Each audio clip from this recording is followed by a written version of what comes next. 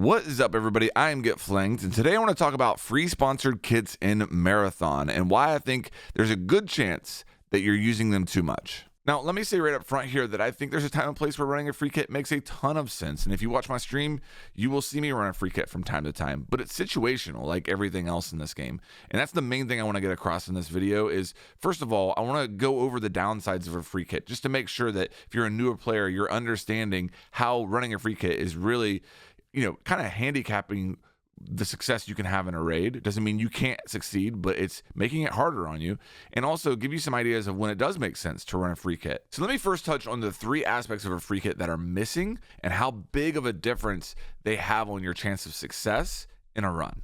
First thing I want to mention is a backpack. The free kits do not have a backpack, and the big thing there is that even if you do succeed by surviving with a free kit, you're coming out of that run with less loot, less gear, less money, and that really affects your progression in this game because all those faction upgrades take salvage and credits in order to purchase. So you need to be coming out of these runs with as much gear, as much loot as possible. The way you should look at your inventory in this game is that every single slot has the potential to hold an item that could be worth thousands of credits.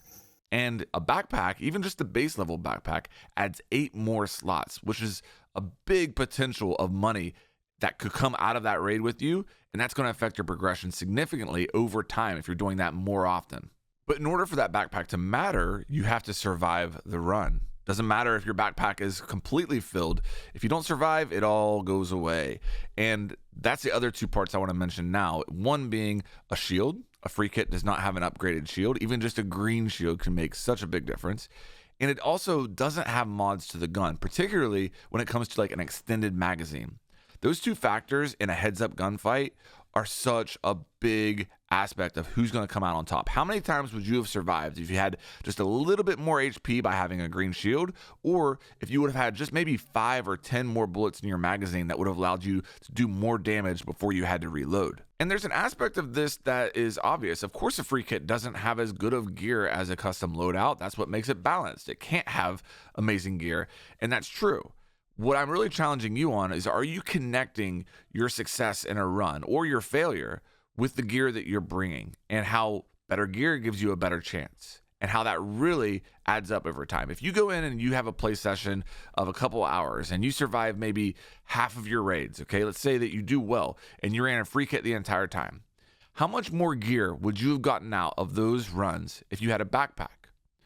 How many more of those runs would you have survived if you had a shield or maybe a better gun? Add those two aspects together and then ask yourself, how much further would I have progressed in that play session if I had run a free kit less? To demonstrate this stark difference between a free kit and a custom loadout now, I want to show you a scenario in game where I'm working on a contract, and in order to complete the contract, you have to go to this area where they drop a bunch of AI. There's a purple commander that drops. You have to kill the commander and then loot something that he drops. And the first time I do this scenario, it's with a free kit. The second time, it's with a custom loadout. I think it'll be clear how big of a difference that better equipment makes when you watch these back to back. Oh, maybe that's the time until he... Oh God, I'm screwed. I'm screwed. That was the time until he spawned in.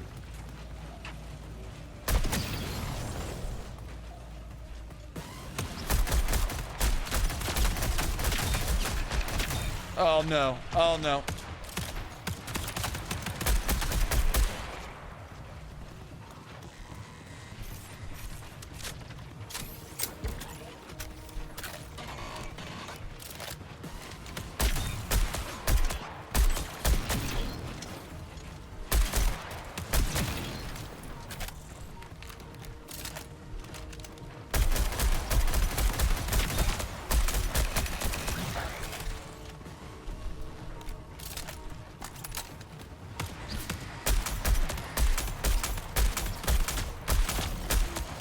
Ah!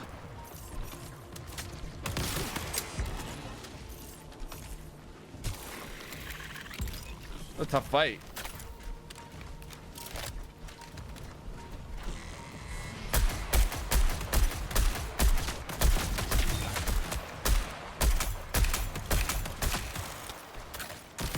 I'm so weak.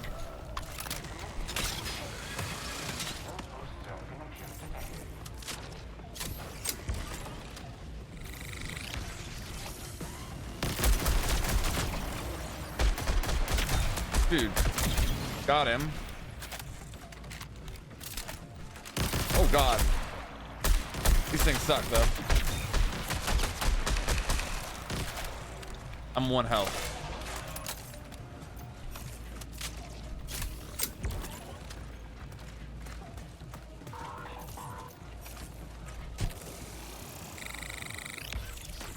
All right, I'm getting low on ammo. No! No, no, no, no, no! All right, let's find this commander. Oh.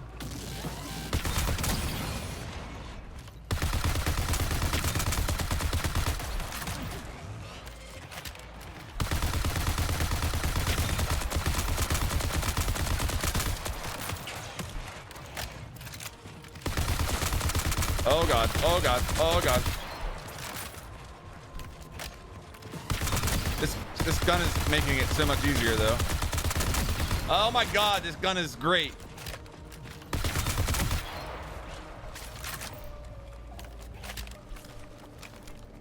All right, so I can already see you guys roasting me in the comments for my bad aim and not playing the situation very well at all in that first go with the free kit. And that's all true, 100%. But there's no way you can look at that and not see a big difference in how easy that encounter was with the free kit versus the customized loadout. So a couple things I want to drive home before we talk about a couple of situations where I actually do recommend you bring a free kit. And number one is that if you are bringing free kits because you have gear fear, if you are bringing those free kits because you're afraid to go into a raid with your own gear because you don't want to lose it, get over it. You're going to find more gear. If you're afraid of losing anything that's green or blue, you're going to find it. You're going to replace it very easily. Once you get into purple and gold, sure. You might want to think twice before you come into raid with that stuff. It's got to be a good situation. Save that for, the special type of circumstances, 100%. But if it's green or blue, you will be able to replace it very easily. Do not have gear fear with that type of gear. Next thing is that if you're going into a run for the sole purpose of collecting resources or, just making money, then take a rook instead of a free kit. I know it makes sense to take a free kit, not risk anything. You go in there, you loot, you find stuff, you get out. But if you bring a rook, you get a backpack for free. And you're still not risking anything because that rook loadout is supplied with the shell. So you'll be able to get more out, which means you make more money. And you have some cool tools and utility as rook too that can get you out of bad situations. So if your goal was to go into a run and collect stuff, use a rook. Okay, so when do I actually recommend you do run a free kit? Well, if you're running a contract and it's your first time running through the objectives and you're not really sure where you're supposed to go, what you're supposed to do, I think it makes sense to do that with a free kit and figure out where you need to go. If you complete it on that first run, good. That's awesome. If you don't, now you know what you're supposed to do and what type of encounters you're going to have trying to complete that contract so you can make a customized kit and have a better chance of survival. But the last thing you want to do is bring your own gear into a raid and then you're entering the room that has your objective and you die to a claymore. Do that with a free kit. You know what to look for next time and you'll be prepared. That 100% makes sense to run a free kit.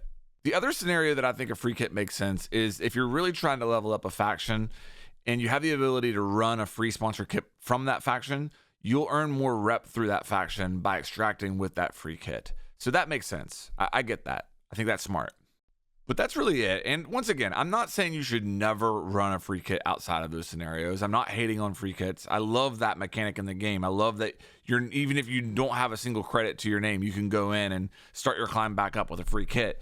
I think that's great. I just think that for newer players, especially in Marathon, they're overused. And I don't know that people are drawing a strong enough connection to why I didn't survive this raid to, not having good gear. So thought I'd make this video and get it out. Let me know your thoughts down in the comments. If you agree, if you disagree, I'm interested in hearing all of that.